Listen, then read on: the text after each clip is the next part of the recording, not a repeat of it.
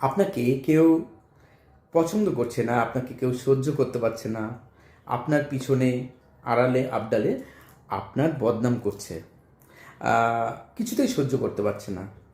অর্থাৎ ওই মানুষটি আপনাকে কিন্তু পরোক্ষভাবে বলুন বা প্রত্যক্ষভাবে গুরুত্বই দিচ্ছে। অর্থাৎ আপনার মধ্যে এমন কিছু রয়েছে যা কিনা তার ঈর্ষার কারণ। হয়তো সে সেই যোগ্যতার অধিকারী এখনো হয়ে উঠতে পারেনি, তাই আপনার যোগ্যতা দেখে সে ঈর্ষান্বিত হয়ে পড়ছে, কেননা সে আপনার যোগ্য নয়।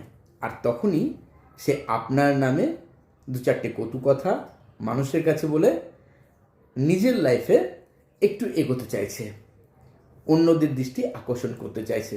সুতরাং আপনি কিন্তু তার কাছে অত্যন্ত ইম্পর্টেন্ট একজন মানুষ। তাই সব সময় আরও বেশি পজিটিভ থাকুন, আপনার নিজের জীবনে অনেক অনেক অনেক বেশি উন্নতিতে ভরপুর হয়ে উঠুন, সফল হন। আর এই সমস্ত মানুষদের এই যে ঈর্ষা, সেটাকে আপনার জীবনে চলার পথে অবশ্যই আশীর্বাদ হিসেবে গ্রহণ করুন। তবেই আপনি আরও বড় থেকে আরও বড় জায়গায় সাফল্যের পথে উন্নীত হবেন।